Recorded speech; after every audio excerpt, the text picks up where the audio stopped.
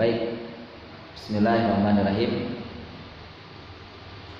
Kita akan mengakhiri insyaallah majelis sirah ini di hari Jumat tanggal 9 April, karena Jumat depan atau hari-hari di sepanjang Ramadan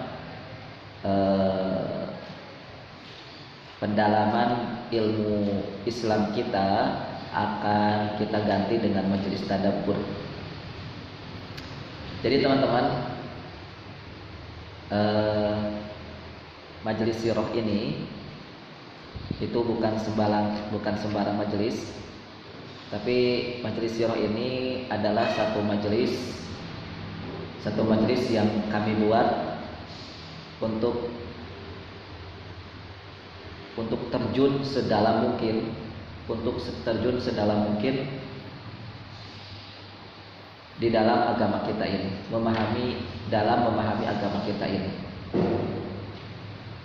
Dan kita fokuskan satu pekan satu kali, yaitu di majelis sirah. Adapun nanti di majelis tadabbur, maka insyaallah nanti kita akan buatkan sepanjang Ramadan. Tentu dikasih batas sampai nanti sebelum ujian tahfidz. Nah, bismillahirrahmanirrahim.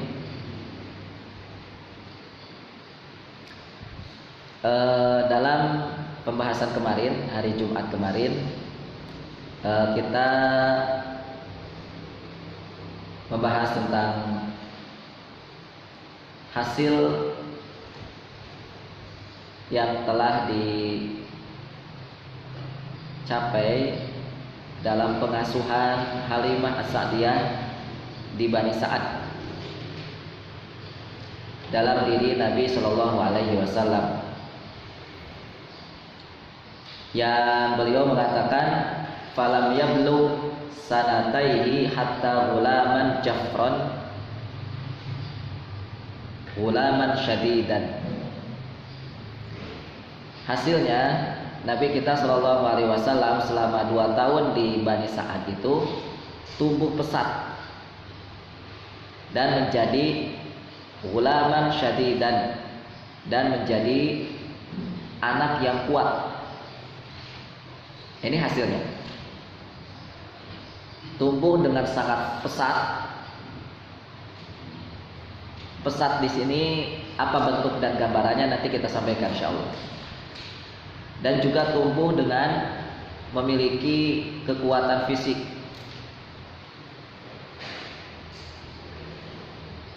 Memiliki kekuatan fisik yang tidak sama seperti anak-anak yang lain. Oleh karena itu, menumbuhkan anak supaya cepat dan kuat, itu tentunya kalau melihat dari kisah Nabi Muhammad di Bani Sa'ad atau di perkampungan Bani Sa'ad, maka kita belajar di sini, yaitu dengan mengkondisikan anak dengan tempat lahirnya, mengkondisikan anak dengan tempat tumbuhnya, mengkondisikan anak dengan tempat tumbuhnya. Dan kita pun juga para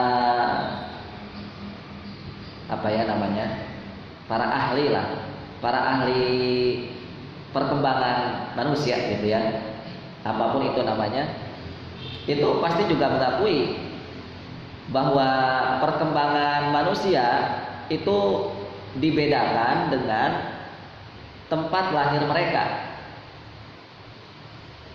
Manusia yang sehari-hari di gunung, memangnya ada manusia yang sehari-harinya di gunung?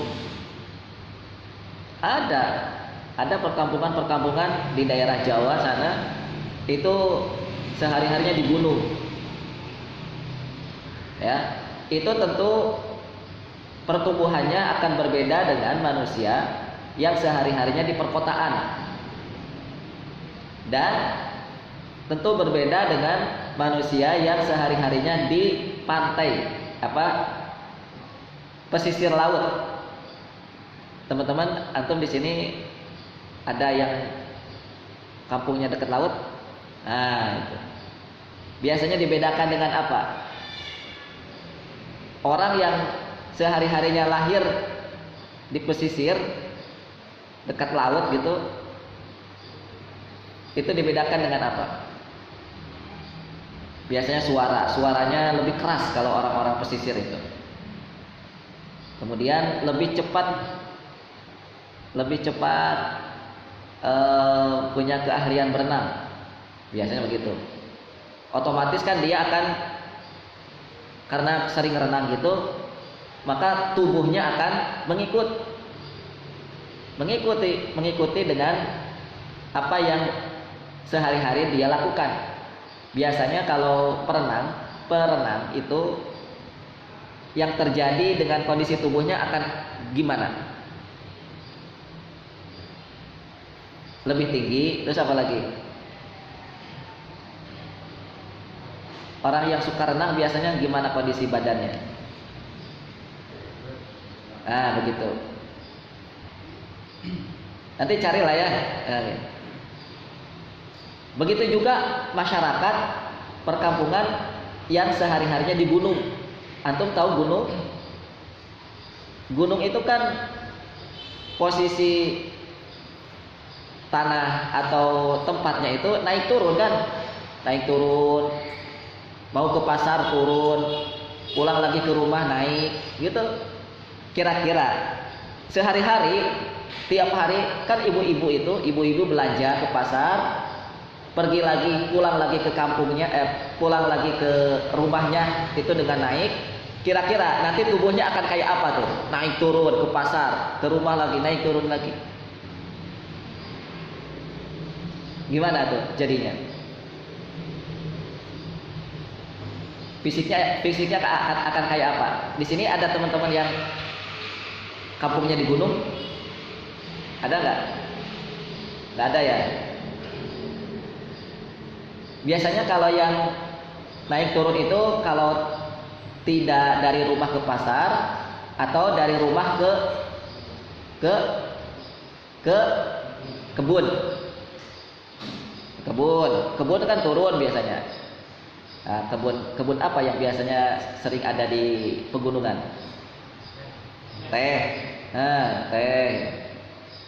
Itu kan naik turun tuh. Nah. Itu kalau tiap hari dia lakukan naik turun dari kebun ke rumah, begitu terus. Itu kan mestinya akan punya posisi tubuh yang berbeda dengan anak-anak yang lahir tiap harinya bukan nyantai, yang tiap harinya di posisi dataran, di posisi tanah yang datar gitu, di posisi tanah yang datar tiap hari gitu aja, nggak ada naik turunnya. Jadi nggak ada posisi untuk mengolahragakan tubuhnya. Sama persis seperti di kota ya. Antum kan di kota biasanya yang di kota kan. Dari pasar ke rumah, ke sekolah, apalagi di kota sudah banyak kendaraan. Mau kemana-mana ada Gojek, mau kemana-mana ada Grab. Serba mudah. Mungkin kalau di gunung hari ini sudah ada Grab belum? Lah, jangankan di gunung, ke mana itu? Ke mana? Batu Raden saja kan? Batu Raden saja ya ada sih, tapi kan sedikit ya. Saya pernah naik Grab gitu dari sini ke Batu Raden, itu terbatas sampai di posisi mana gitu. Dan katanya kalau Mas mau pesan Grab lagi, itu jangan di sini, turun ke bawah dulu. Nggak seperti di kota, nggak seperti di sini. Ya, di sini mah bisa langsung dari rumah, bisa langsung dari asrama, bisa dari mana, mudah kita. Lah kemana-mana pakai kendaraan. Coba. Kemana-mana pakai motor, kemana-mana pakai. Tapi kalau teman-teman kita, masyarakat yang tinggal di pegunungan, tiap hari harus jalan kaki, tiap hari harus naik turun, gimana jadinya fisiknya? Hah? Kuat. Apalagi ditambah dengan iklim. Iklimnya gimana kalau di pegunungan? Beda apa sama dengan di kota? Nah gitu. Maka pantas kalau Nabi dan posisi perkampungan Bani Sa'ad ya seperti itu. Antum pernah lihat perkampungan Bani Sa'ad hari ini? Ya, kalau ada kesempatan nanti kita tontonkan. Maka pantas Rasulullah itu tumbuhnya pesat dan punya kekuatan fisik yang tidak biasa dengan anak-anak yang lain. Ditambah lagi dengan kalimat yang lain dari Halimah Sa'diyah, beliau mengatakan, "Falam yablugh sanataihi hatta ka'annahu ibnu arba'is sinin." Tidaklah beliau menemui usia 2 tahun kecuali seperti usia anak 4 tahun. Jadi posisi Nabi ketika beliau usia 2 tahun itu, kalau di ukuran anak biasa itu seperti 4 tahun. Ya, Nabi usia 2 tahun, kalau di ukuran anak biasa itu 4 tahun. Fakana yashubbu syababan la yashubbu ghilman. Nabi itu tumbuh tidak serupa dengan anak-anak yang lain. Nabi itu tumbuh tidak serupa dengan anak-anak yang lain. Al-Imam Ad-Dhahabi mengatakan fi siratihi, di dalam kitab sirahnya, wa kana sallallahu alaihi wasallam yashubbu fil yaumi syabab as-sabiyyi fi syahr. Di masa kecilnya Nabi, beliau tumbuh satu harinya sama seperti bayi-bayi yang lain dalam 1 bulan. Perkembangan Nabi 1 hari itu saking pesat, saking cepatnya Nabi itu tumbuh mengalahkan anak-anak yang lain. Kalau anak-anak yang lain ingin tumbuh seperti Nabi itu butuh waktu 1 bulan. Oh iya, saking cepatnya kan? Wa yashubbu fi syahr syabab as-sabiyyi fi sanah. Dalam 1 bulan itu sama seperti bayi-bayi yang lain dalam 1 tahun. Nabi ingin tumbuh kuat pesat itu cukup 1 bulan. Tapi kalau anak-anak yang lain ingin tumbuh sama seperti Nabi itu butuh waktu 1 tahun. Kalau Nabi cukup 1 bulan saja. Kalau anak-anak yang lain cukup satu tahun.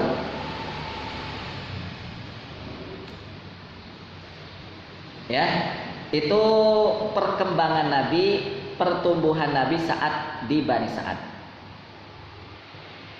Supaya kita tahu bagaimana posisi dan perkembangan Nabi saat masih kecil. Ternyata cepatnya luar biasa ya. Kan kita ingin tuh punya anak kayak begitu, punya generasi seperti itu. Tidak lambat gitu ya perkembangannya.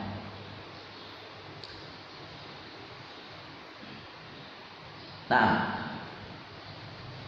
di sini saya ingin sedikit menggarisbawahi beberapa hal.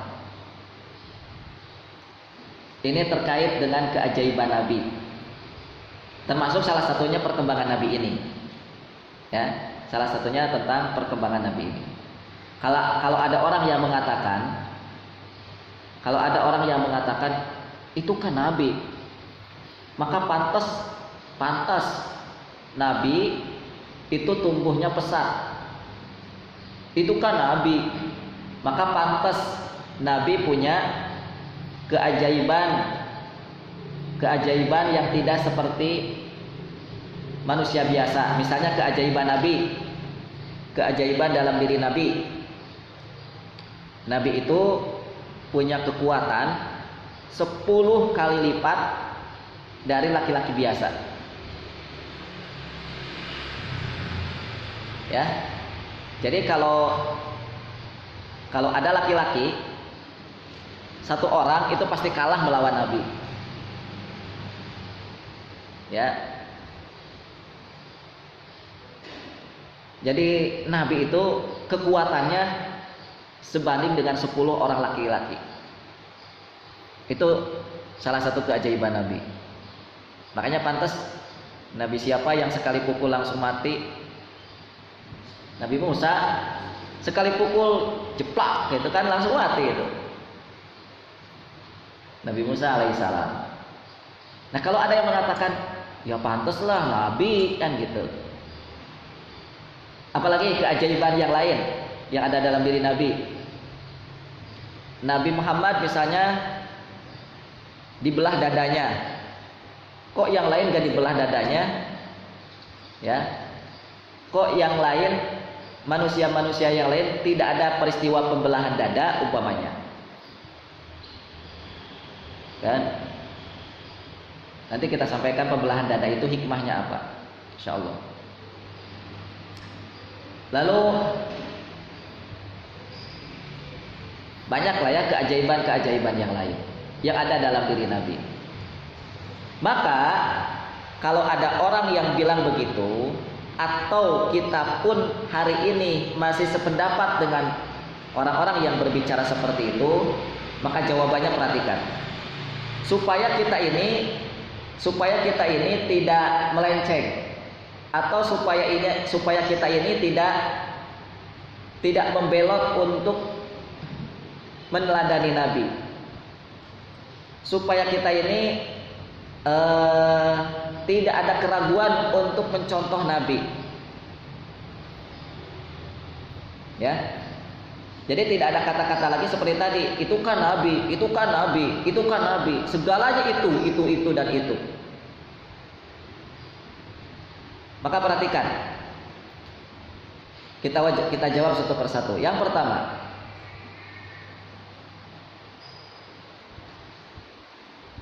kita perlu mengawali dari ayat Al-Quran. Al-Quran Al-Karim mengatakan dalam surat Al-Ahzab ayat 21, Allah Subhanahu wa taala berfirman, "Laqad kana lakum fi Rasulillahi uswatun hasanah." Atau dalam surat Al-Mumtahanah ada juga di sini. Sungguh telah ada dalam diri Nabi untuk kalian uswatun hasanah, teladan, contoh, model yang baik. Hasanah ya, hasanah itu yang baik. Ada dalam diri Nabi itu, telah ada dalam diri Nabi itu contoh, model yang kalian harus ikuti, bukan lagi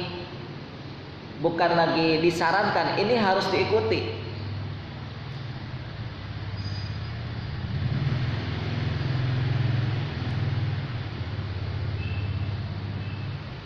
Maka yang namanya teladan, yang namanya contoh, yang namanya model, pasti umat manusia akan bisa atau mampu mendapatkan hal-hal pada diri Nabi untuk diikuti. Ya. Kalau Nabi itu sudah dijadikan contoh, Nabi sudah dijadikan teladan, maka umat manusia itu bisa dan dapat mencontohi Nabi, meneladani Nabi. Itu konsepnya. Bahwa Nabi itu dilahirkan untuk menjadi teladan. Nabi itu dilahirkan untuk menjadi contoh. Kalau sesuatu itu sudah Allah jadikan sebagai contoh, sudah Allah jadikan sebagai model, maka manusia yang lain besar kemungkinan dan pasti bisa mengikuti apa yang ada dalam diri Nabi.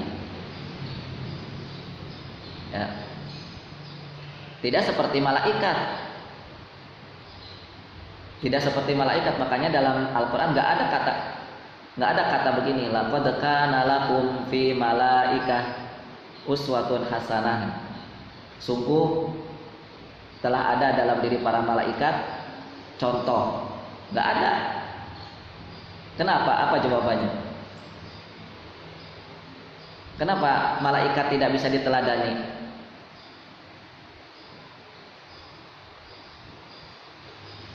Ya karena mereka kan berbeda dengan kita. Mereka diciptakan dengan unsur yang berbeda. Mereka tidak memiliki unsur syahwat. Mereka juga tidak berinteraksi, bersosialisasi, tinggal bersama dengan manusia. Mana di sini ada malaikat? Ada, tapi nggak kelihatan. Lah, ya sama aja itu. Sama aja. Yang namanya berinteraksi, yang namanya ya harus kelihatan, sama-sama kelihatan. Saya sama antum sama teman-teman yang itu kan itu namanya interaksi.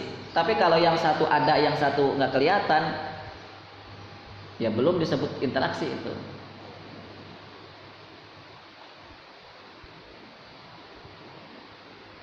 Makanya interaksi dengan Quran, bagaimana kita bisa berinteraksi dengan Quran itu coba gimana? Harus sama-sama hadir. Harus sama-sama menghadirkan Al-Quran dan kitanya sebagai pembaca. Ya. Tapi kalau Nabi Muhammad, Nabi kita Shallallahu Alaihi Wasallam, beliau diciptakan dengan unsur yang sama dengan kita, yaitu dari saripati tanah. Memiliki nafsu sama dengan kita. Tinggal menetap berinteraksi dengan sesama. Ya, manusia ke pasar, Nabi juga ke pasar. Manusia pergi ke kebun, bertani, Nabi juga sama seperti manusia biasa.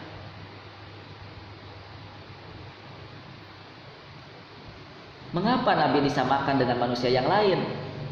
Mengapa Nabi disamakan dengan manusia biasa? Karena memang bertujuan Nabi itu untuk dicontoh, itu masalahnya. Karena Nabi sengaja dibikin oleh Allah itu, sosok Nabi itu ya dari manusia sendiri, dari manusia yang sama, dari bentuk yang sama dengan manusia.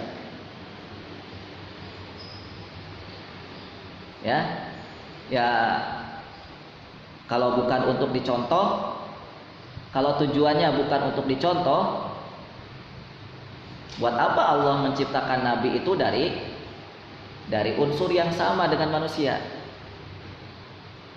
Atau kalau manusia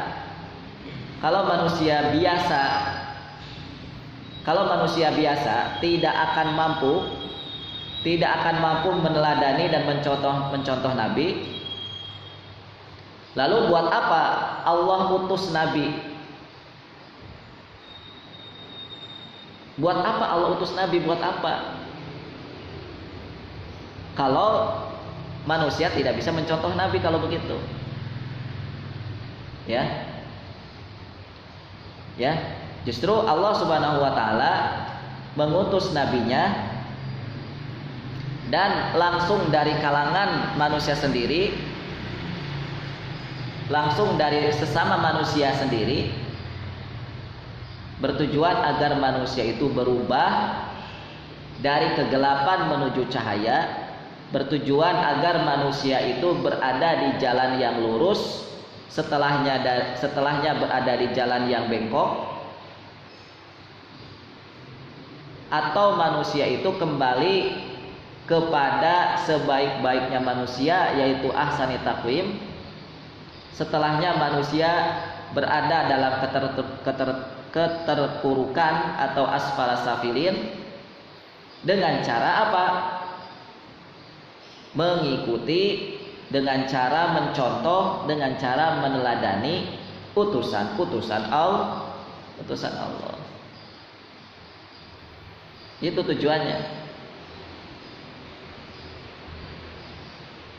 Kalaupun di situ ada kekhususan dalam diri Nabi, kalaupun di situ kita anggap ada keajaiban dalam diri Nabi, misalnya Nabi menikah lebih dari 4 istri Nabi ada berapa orang?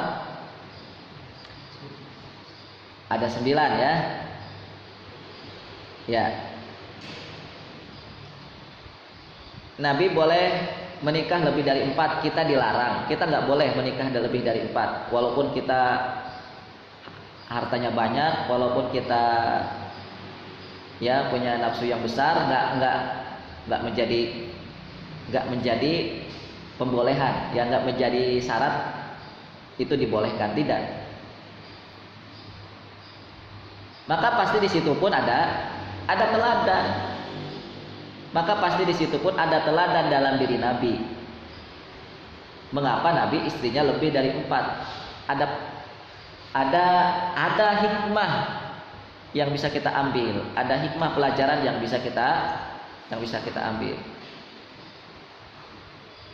Termasuk mengapa dada Nabi dibelah. Termasuk kenapa dada Nabi dibelah. Sedikit saja ya, kita coba lihat. Sebenarnya pembahasan syaqqus sadr itu nanti kita akan bahas detail di pertemuan lain nantilah, di majelis yang lain, majelis sirah pertemuan yang lain insyaallah. Teman-teman, Nabi itu dadanya dibelah itu dalam beberapa kejadian atau dalam beberapa momen, tidak hanya satu kali, tetapi dalam beberapa kali. Para ulama sudah membahas hikmah kenapa Nabi itu dadanya dibelah. Di antaranya sebagaimana yang disampaikan oleh Al-Imam Ibnu Hajar di dalam Fathul Bari. Beliau mengatakan bahwa Nabi itu dibelah dadanya memiliki hikmah. Yang pertama, al-ismah minasyaiton. Nabi agar dijaga dari syaitan. Itu yang pertama. Lalu yang berikutnya, fi ikramihi liyatalaqqa ma yuha ilaihi biqalbin qawi. Bentuk pemuliaan, ya, bentuk pemuliaan Allah kepada Nabi tatkala Nabi akan menerima wahyu, yang tentunya ini kejadiannya saat Nabi akan naik ke atas langit. Biqalbin qawi. Apa bentuknya? Dengan menguatkan dada Nabi, dengan menguatkan hati Nabi. Nah, agar hati Nabi itu kuat, maka perlu dibersihkan. Oke. Dan beberapa penjelasan yang lain. Nanti bahasanya kapan-kapan atau ya di waktu khusus lah ya, karena ini waktunya tidak cukup. Nah, itu diantara tujuannya. Kalau tujuannya supaya Nabi itu dijaga dari setan, kami pun ingin dong, ya, kami pun ingin manusia biasa ingin dijaga dari setan. Lalu kenapa Lalu kenapa kalau manusia biasa cara untuk dijaga dari syaitannya itu tidak dengan dibelah dadanya? Tidak dibelah dada. Ya. Kami pun ingin dong ketika kami berhadapan dengan wahyu yaitu Al-Quran, hati kami sudah merasa siap. Hati kami sudah merasa siap. Lalu kalau kami bisa mendapatkan hati yang siap, hati yang kuat, ya, kenapa kami tidak dibelah dada juga seperti Nabi? Nah, ada yang mengatakan, kalau ada yang mengatakan begitu.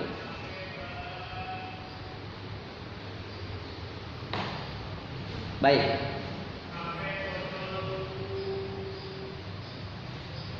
Pembelahan dada tadi, ya, pembelahan dada tadi teman-teman yang dimuliakan Allah Subhanahu wa taala, itu tentu saja hanya khusus bagi Nabi. Hanya khusus bagi Nabi, tidak untuk manusia yang lain. Tidak untuk manusia yang lain. Yang pertama yang kita ingin sampaikan dulu bahwa di dalam peristiwa pembelahan dada, hikmahnya tadi sudah disampaikan ya. Dan itu ada pelajaran untuk kita sebagai manusia biasa. Pelajaran untuk kita sebagai manusia biasa yang bisa kita ambil dalam kehidupan kita sehari-hari. Baik. Dari proses dari peristiwa pembelahan dada itu. Lalu kenapa Allah kalau ingin membersihkan dada Nabi, kalau ingin menjaga Nabi dari syaitan, kok harus dibelah dada segala? Maka ini tidak perlu jawaban, karena yang namanya Allah Subhanahu wa taala ya terserah Allah. Allah mau membagaimanakan Nabi Shallallahu Alaihi Wasallam agar bisa hatinya bersih, dadanya kuat, dijaga dari syaitan, itu terserah Allah. Karena Allah Subhanahu wa taala yang memilih nabi, memilih manusia untuk menjadi seorang nabi. Adapun kita, maka kita akan mencari hikmah atau pelajaran di balik itu. Ya. Begitu. Lalu misal tadi contoh-contoh yang lain yang ajaib-ajaib misalnya ya. Nabi itu ada yang mengatakan lahirnya sudah di khitan. Kemudian juga Nabi itu ketika lahir sudah ada muncul cahaya. Ya, muncul cahaya. Lalu Nabi itu kalau berkeringat, keringatnya akan wangi. Kalau kita kan bau ya. Walaupun sesoleh apapun kita, walaupun sehafal berapapun hafalan kita, tetap aja keringat kita bau. Kalau Nabi, keringatnya wangi. Baik.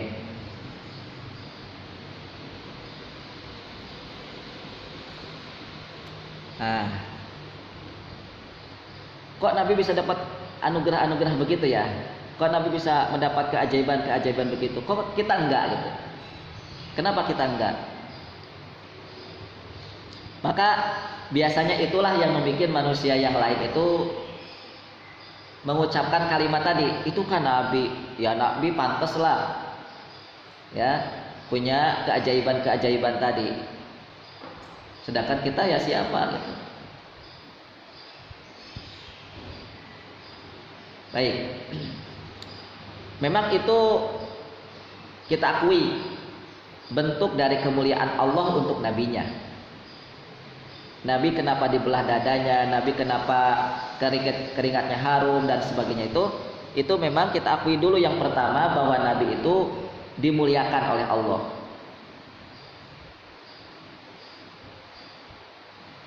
dimuliakan oleh Allah Subhanahu wa taala. Dan kita tidak atau jangan sampai berhenti di situ, ya, jangan sampai berhenti di situ. Di balik kemuliaan-kemuliaan Nabi tadi, di balik keajaiban-keajaiban Nabi tadi, itu tentu pasti ada teladan untuk kita. Itu tentu pasti ada kebaikan untuk kita. Itu pasti ada sesuatu yang bisa kita ikuti. Baik, taruhlah begini. Kita ingin sampaikan lebih agak sedikit detail lagi. Bahwa di zaman di mana Nabi belum lahir, itu kan kondisinya dalam keadaan gelap. Di zaman Nabi lahir, itu posisi dunia saat itu dalam kejahiliahan. Merata. Ya, merata, kebodohan, kejahilian itu merata. Namun di sisi lain, bumi dipaksa untuk melahirkan satu generasi yang tidak sama dengan generasi yang ada ketika itu. Di sisi lain, bumi ini kalau tidak ingin terjerembab kepada kepada kemundurannya, maka bumi harus melahirkan generasi yang tidak sama dengan manusia saat itu. Tidak seperti manusia jahiliyah saat itu. Maka bagaimana caranya melahirkan, taruhlah kita sampaikan Nabi gitu ya. Gimana caranya bumi ini bisa melahirkan sosok Nabi dari gelapnya jahiliyah? Caranya mau gimana coba? Bagaimana cara melahirkan orang baik dari sekumpulan banyak orang jahat? Caranya gimana? Ini perkampungan ini kan jangan perkampungan ini. Ada sebuah kampung. Kampung A namanya. Semuanya jahat. Ada pezina, ada pembunuh, semua pokoknya jahat. Ya. Tapi di sisi lain, atau gimana caranya kita bisa mendapatkan orang baik di kampung itu? Caranya mau gimana? Kan sulit kan? Kita nggak mungkin meminta penghulu di situ, bukan penghulu. Kita nggak mungkin meminta guru yang ada di situ, meminta masyarakat yang ada di situ. Masyarakatnya juga orang jahat semua. Masyarakatnya juga orang jahiliyah semua. Gimana bisa menghadirkan orang baik? Nah, kira-kira begitulah zaman dulu itu, kira-kira seperti itu. Manusia dikungkung dengan kegelapan, kejahiliahan, dipaksa untuk melahirkan generasi terbaik, yaitu generasi Nabi. Ya, baik. Kita lihat contoh yang lain supaya sedikit agak mudah. Ketika si peternak kambing dipaksa untuk menghasilkan kambing yang berkualitas bagus, namun si peternak kambing ini itu tidak memiliki satupun kambing-kambing di kandangnya, kambing-kambing yang dia miliki dengan kualitas bagus. Ada yang cacat, ada yang sakit, ada yang apalagi, ya pokoknya tidak ada yang baik lah. Intinya semua kambing-kambing itu tidak ada yang baik. Lalu si peternak kambing dipaksa untuk memilih atau menghasilkan kambing yang berkualitas bagus. Gimana caranya? Ya paling tidak kan, paling ya gimana coba? Susah. Atau misalnya yang lain, Ketika semua, kalau antum pergi ke Malang, nah di situ kan terkenal dengan apel Malang ya. Misalnya, ketika ada petani apel, si petani apel ini semua pertanian apelnya itu tidak ada yang baik. Semua semua pertanian apelnya itu, perkebunan apelnya itu rusak. Dirusak oleh apa? Rusak oleh hama, rusak oleh kondisi iklim, umpama rusak oleh pertanian perkebunan itu, diantara yang merusaknya oleh apa?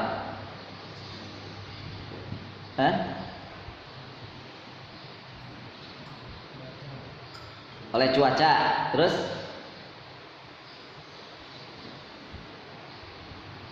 oleh apa? Sudah tadi, sudah. Oleh hama. Terus apa lagi? Oleh pestisida biasanya kan. Nah, itulah yang menyebabkan diantara perusak perkebunan tertentu. Ya, misalnya perkebunan ini. Ini sebagaimana yang menjadi kesaksian ya di dalam sebuah website yang saya pernah baca, bahwa pertanian apel di sebuah kota di Malang, yaitu di Kota Batu, itu dari tahun ke tahun pernah mengalami penyusutan drastis. Yang faktornya tadi karena alam, biasanya katanya suhu udara yang semakin panas, faktor udara semakin panas. Mungkin kalau apel itu kenapa lebih tumbuh subur di Malang, karena Malang kan kotanya kota dingin. Maka mungkin itu yang menyebabkan. Tapi kondisi Malang hari ini katanya berbeda. Suhu udaranya udaranya ya semakin panas. Lalu juga faktor yang lain adalah penggunaan bahan kimia. Penggunaan bahan kimia yang berlebihan, yang itu juga adalah faktornya. Lalu juga ada hama. Dan katanya hama itu kalaupun sudah disemprot pakai pestisida, si hamanya itu malah makin kebal. Makin kebal. Lalu juga faktor yang lain adalah struktur tanah pertanian apel sudah rusak. Jadi kondisi tanah itu sudah rusak parah. Disebabkan karena apa? Yaitu tadi lagi-lagi karena pupuk kimia dan pestisida. Gimana coba kalau kondisinya sudah begitu? Kalau kondisinya sudah begitu, gimana caranya si petani apel supaya menghasilkan apel yang berkualitas? Caranya gimana? Tanahnya rusak, banyak hama, diserang oleh apa-apa gitu ya. Gimana caranya? Petani saja sudah angkat tangan. Ya iyalah, karena yang dia urusi itu kan alam. Yang dia urusi adalah sesuatu yang tadinya tidak ada. Yang dia urusi adalah sesuatu yang itu adalah hasil ciptaan Allah, yaitu tumbuhan, tanaman, peternakan, hewan dan binatang seterusnya. Ya, selama manusia tidak menggantungkan diri kepada Allah, manusia akan buntu. Ya, sebenarnya sama saja teman-teman. Begitu juga manusia. Ya, manusia di zaman Nabi belum lahir itu kondisi kondisi manusia itu dalam keadaan rusak. Ya, rusak karena pestisida di atasnya gitu ya. Rusak karena zat kimia, akhirnya manusia menjadi rusak. Coba ketika kondisi seperti itu, bagaimana caranya bumi melahirkan manusia hebat seperti Nabi? Mungkin nggak lahir seorang Nabi hebat dilahirkan oleh bangsa Romawi.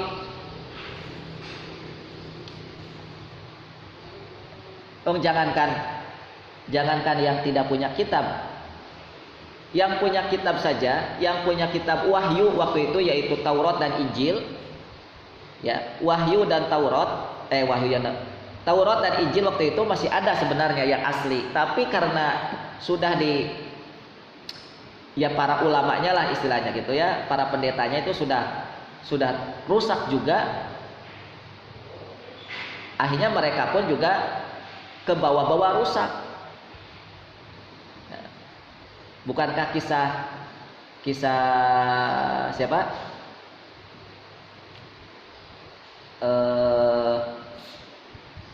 Yang menyusun parit itu Salman Al-Farisi. Nah, ketika masuk Islamnya kan juga bertemu dengan beberapa pendeta. Ketemu pendeta ini, ketemu pendeta itu, gimana caranya saya menemukan agama baru, agama yang baik. Kami angkat tangan semuanya, pendeta ini angkat tangan, pendeta ini angkat tangan. Kalau kamu mau pergi sana ke Hijaz kan begitu. Nah, akhirnya kan pergi. Ketemulah dengan Nabi Muhammad SAW. Jadi semua manusia waktu itu angkat tangan. Semua manusia waktu itu angkat tangan. Tidak ada jawaban tentang pertanyaan gimana caranya menjadi manusia baik. Itu sulit, nggak ada jawaban. Saking apa? Nah, itu saking jahiliyahnya, saking rusaknya. Sedangkan tadi bumi dipaksa untuk melahirkan sosok manusia yang mampu memikul beban seluruh umat manusia. Bumi dipaksa untuk melahirkan manusia yang akan menjadi sosok teladan, bukan hanya oleh manusia tapi oleh jin. Oleh jin juga kan.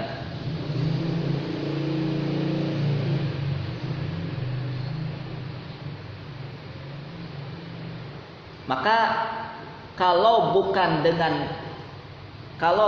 Allah sendiri yang melahirkannya, kalau bukan dengan Allah sendiri yang mendesainnya, kalau bukan dengan cara yang Allah mau, niscaya tidak akan hadir manusia hebat seperti Nabi. Itu jawabannya. Mengapa Allah beginikan Nabi Muhammad? Mengapa Allah ya karena Allah maunya begitu. Karena yang mendesainnya Allah. Ya, karena yang mendesainnya Allah. Ya, siapa yang tadi pertanyaannya, siapa manusia yang mau, yang berani, yang mampu gitu menghasilkan generasi hebat seperti sosok Nabi itu? Nggak ada yang bisa. Jadi kalau bukan Allah yang mau, bukan dengan cara dan konsep Allah, maka tidak akan ada yang bisa. Maka tidak akan ada yang bisa. Baik. Itu kita kembalikan dulu ya. Kita kembalikan dulu semuanya kepada Allah Subhanahu wa taala. Itu poin pertama yang sangat penting. Tapi poin yang kedua sekarang. Apakah Nabi dengan dibuat model seperti itu cara lahirnya, dengan didesain itu cara lahirnya, mungkinkah ada manusia biasa bisa seperti Nabi? Mungkinkah ada manusia biasa kualitasnya sama seperti Nabi? Mungkinkah ada? Jawabannya ada. Jawabannya mungkin. Dari mana dalilnya? Nah, dalilnya sebagaimana yang disampaikan oleh Uqbah bin Amir radhiyallahu anhu, bahwa aku pernah mendengar Rasulullah Shallallahu alaihi wasallam bersabda, "Lau kana ba'di nabiyyun lakana Umar bin Khattab." Wa hadzal hadits ikhtilafu fihi ahlul ilm. Lakin fasahahu al-Hakim wa wafaqahu ad-Dhahabi wa hasanahu at-Tirmidzi wa kadza hasanahu Al-Albani rahimahullah. Jadi kalau Nabi pernah mengatakan, "Lau kana ba'di nabiyyun," kalau saja ada nabi setelahku, kalau saja ada nabi setelahku, maka yang layak untuk menjadi nabi adalah Umar. Maka yang layak untuk menjadi nabi adalah Umar. Umar siapa? Dilahirkan sama nggak dengan nabi? Enggak. Umar nggak dibelah dadanya. Umar tidak. Tapi kok bisa kualitasnya sama seperti nabi? Jawabannya apa? Tapi kok kualitasnya bisa sama seperti nabi? Maka jawabannya apa? Ya karena Umar manusia yang sangat dan paling dekat dengan Nabi kan setelah Abu Bakar. Gitu. Jadi kalau kita ingin kualitas kita sama seperti Nabi, dekati Nabi, gitu. Ya. Baik. Maka teman-teman yang dimuliakan Allah Subhanahu wa taala, lalu juga gini, Nabi, untuk menguatkan lagi, Nabi itu nanti di surga tinggalnya di mana? Surga mana yang akan menjadi tempat tinggal Nabi? Firdaus. Nabi akan tinggal di surga Firdaus. Pertanyaannya, apakah surga Firdaus hanya khusus untuk Nabi? Hah? Apakah manusia selain Nabi tidak bisa masuk surga Firdaus? Jawabannya bisa. Kenapa? Mana dalilnya?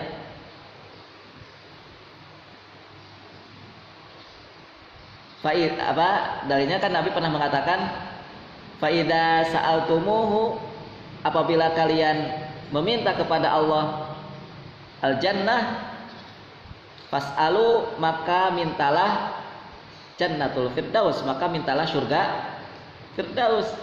Loh, Nabi saja memerintahkan kita untuk bisa memiliki surga Firdaus, ya kan? Belum lagi dalam Al-Quran surat Al-Mu'minun yang sangat populer itu. Caranya gimana biar bisa masuk surga Firdaus? Yaitu tadi surat Al-Mu'minun. Qad aflahal mu'minun alladzina hum fi sholatihim khashi'un. Satu, agar kita bisa sama-sama tinggal satu rumah dengan Nabi, satu surga dengan Nabi, surga Firdaus, maka syaratnya satu, alladzina hum fi sholatihim khashi'un. Salatnya harus khusyuk dulu. Salat kita khusyuk belum? Alladzina hum fi sholatihim khashi'un. Yang kedua, walladzina hum 'anil lagwi mu'ridun. Itu manusia yang akan selalu berpaling dari kesia-siaan. Main gapleh sia-sia apa enggak? Main catur sia-sia apa enggak?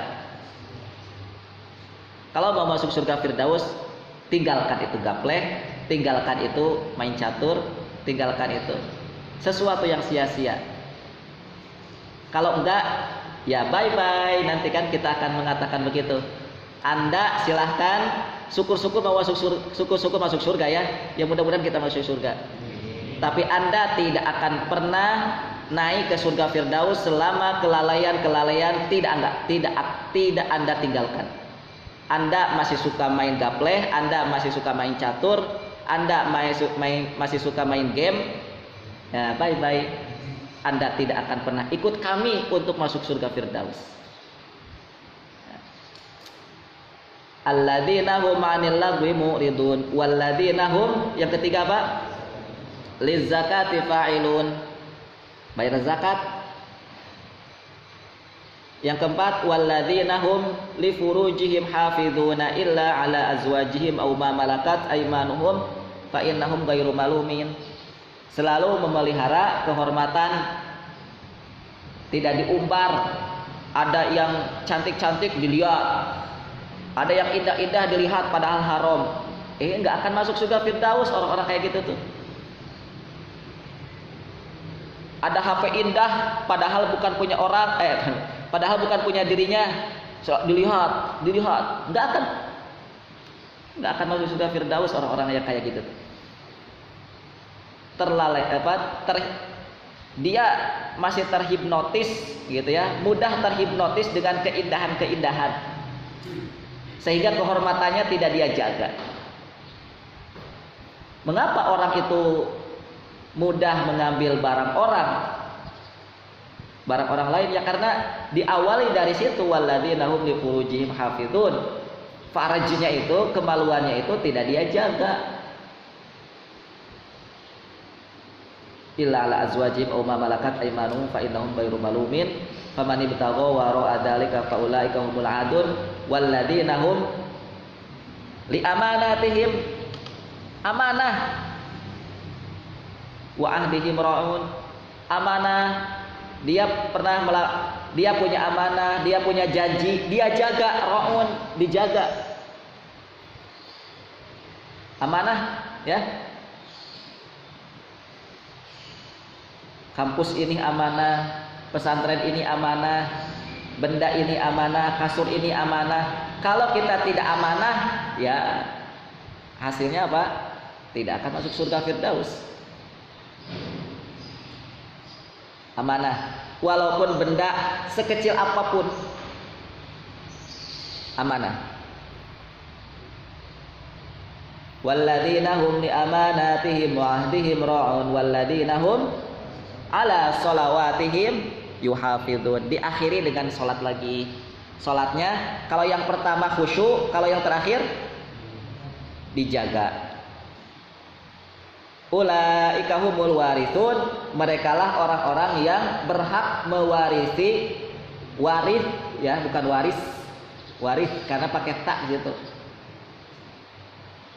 Kamu dapat harta waris, nah gitu harusnya kan. Bukan kamu dapat harta warisan dari mana, bukan. Kalau pakai bahasa Arab, kamu dapat harta warisan dari mana? Pakai tak. Bagi siapa karakteristik yang tadi itu, mereka ini layak untuk memasuki surga apa tadi? Ulaika humul warithun alladzina yaritsunal firdaus hum fiha khalidun.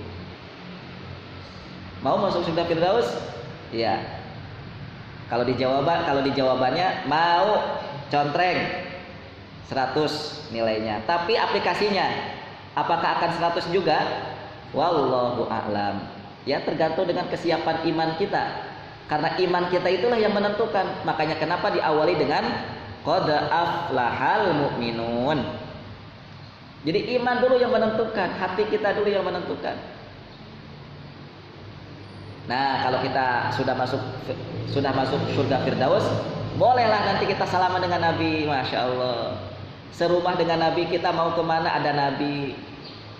Jalan-jalan, ya jalan-jalan kemana ada Nabi. Ketemu dengan wajah yang bercahayanya Nabi gitu.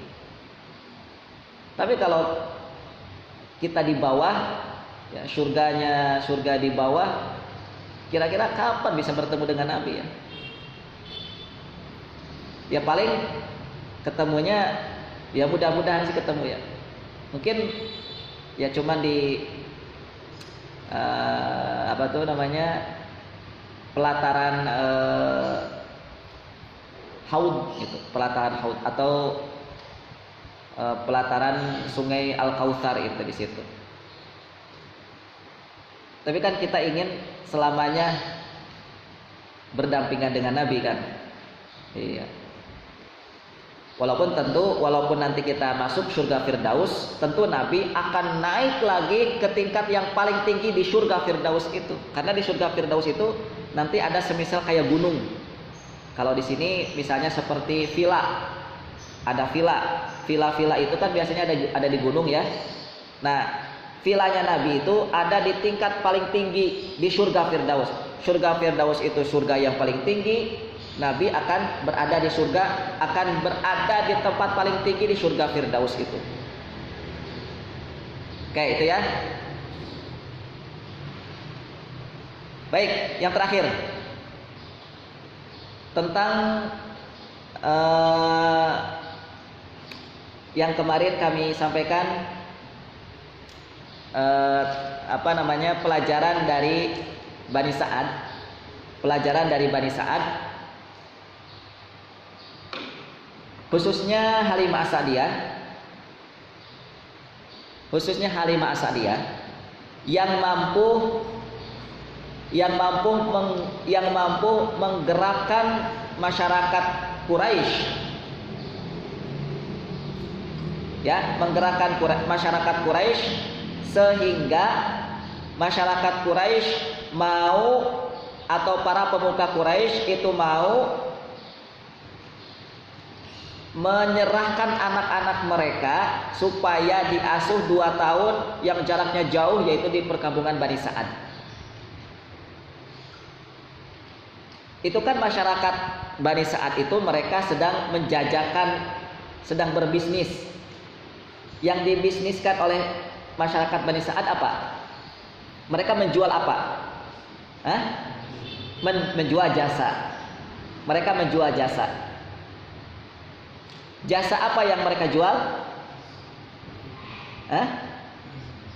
Jasa menyusui, jasa mengasuh. Oke. Saya kemarin menyampaikan, dan akhirnya kan masyarakat Quraisy, para pemuka Quraisy, mereka mau mengasuhkan anak-anak mereka yang jaraknya begitu jauh ke perkampungan Bani Sa'ad. Mereka mau. Berarti kan cara berbisnis mereka, cara menjual jasa mereka itu top chair. Nah, maka di sini ada pembelajaran tentang cara berbisnis masyarakat Bani Sa'ad.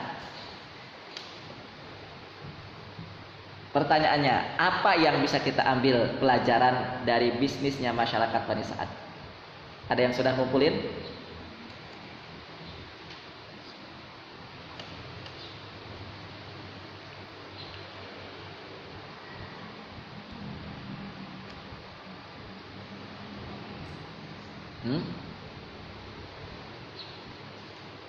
Kenapa Bani Sa'ad bisa menggait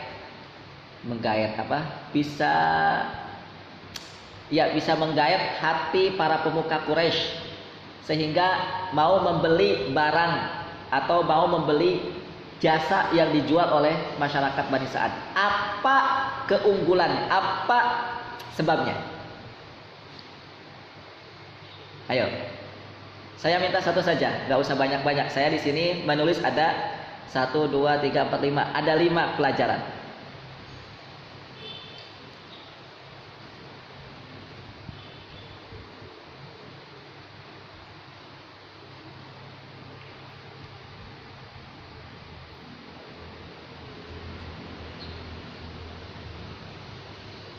Halo?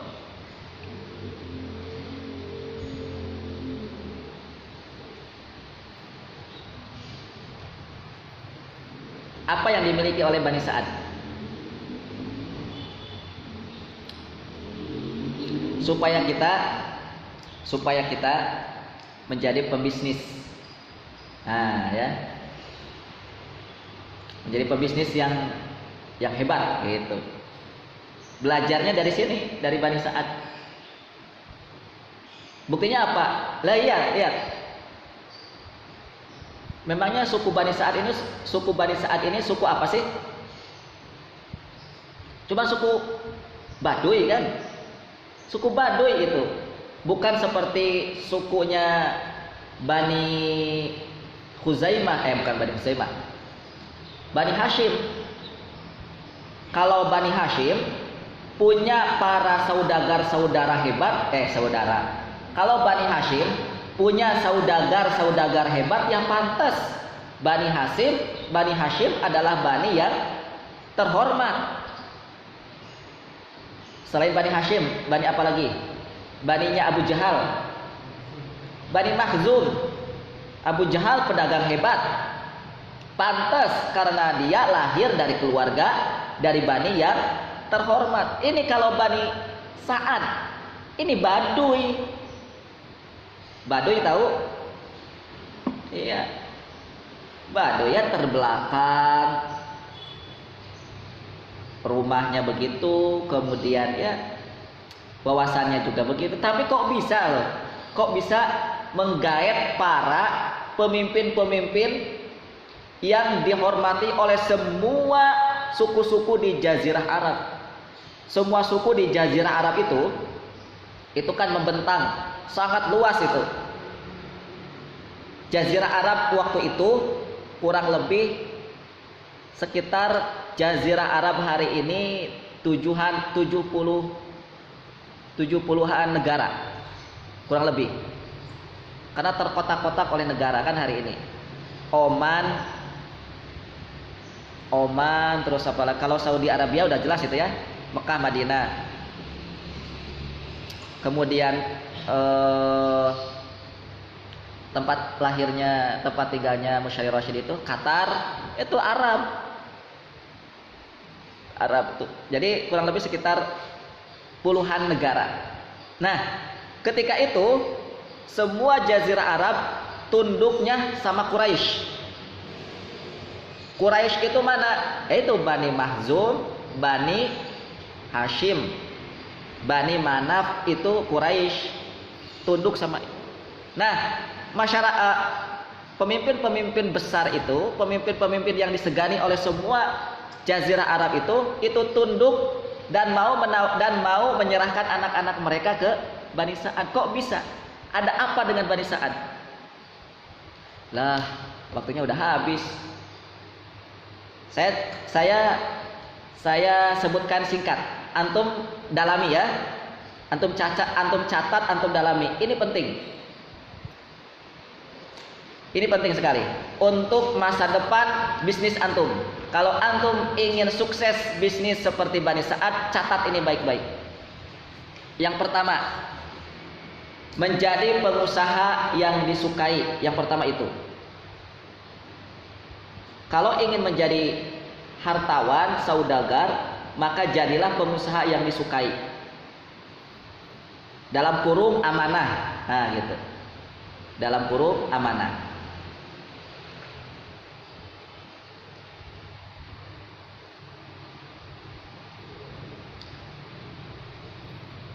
Ini bukti yang paling nyata, ya, yaitu amanah. Karena susah untuk mencari orang yang bisa dititipin barang. Ini bukan lagi barang, manusia ini, anak bayi loh. Dititipin anak bayi 2 tahun, jauh lagi jaraknya, masih mending saya nitipin anak umpamanya ke rumah seberang sana, ya masih mending jaraknya dekat. Ini jaraknya 2. Kalau pakai mobil kemarin tuh kita sampaikan berapa jam?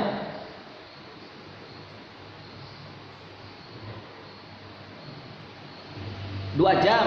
Kalau pakai mobil tuh 2 jam. 2 jam pakai mobil dari sini kemana? Cilacap ya.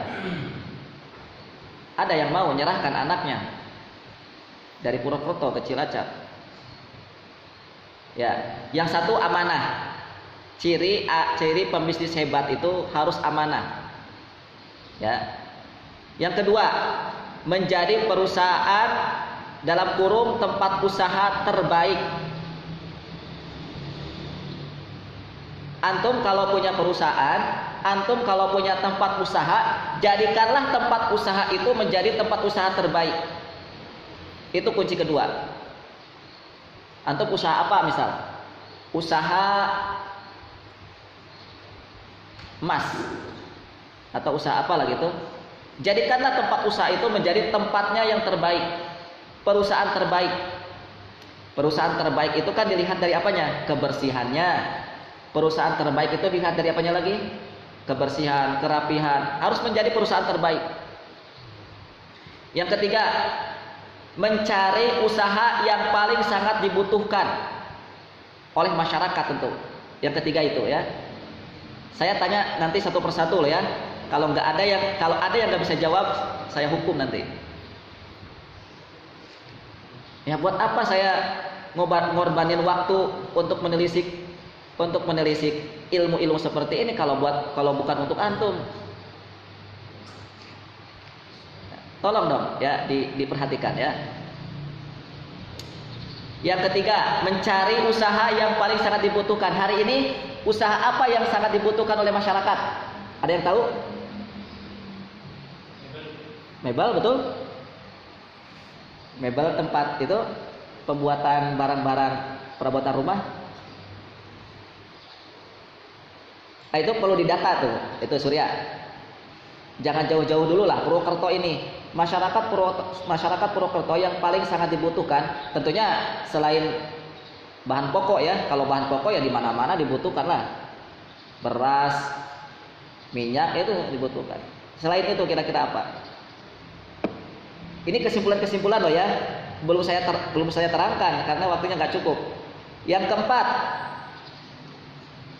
mencari potensi yang ada dalam diri dan daerah sekitar. Daerah sekitar kita. Itu yang keempat. Mencari potensi yang ada dalam diri kita dan mencari potensi yang ada di daerah atau di sekitar kita.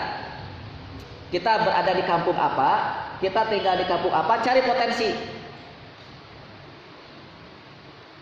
Kita berada di Sumampir nih. Saya mau tanya, orang Sumampir potensinya apa di sini? Potensi kampung Sumampir. Punya potensi apa kampung Sumampir nih? Ada yang tahu? Apakah alamnya? Apakah apanya? Baik, mencari potensi diri, mencari potensi yang ada dalam diri dan potensi tempat kita tinggal lah, gitulah intinya. Tempat kita tinggal. Yang terakhir, yang kelima, buktikan dengan usaha yang sungguh-sungguh. Itu yang kelima, buktikan dengan usaha yang sungguh-sungguh. Baik, wallahu ta'ala bisawab, karena sudah jam 9:15, saatnya untuk majelis tasmi. Itu kesimpulan dari kami. Tentunya ini tidak bisa ditelan bulat-bulat, harus dijelaskan. Antum carilah sendiri ya. Cuma ini yang bisa saya gambarkan. Wallahu ta'ala bisawab. Kita masuki majelis tasmi dan kami persilakan kepada pembaca Al-Quran untuk membacakannya. Waduh.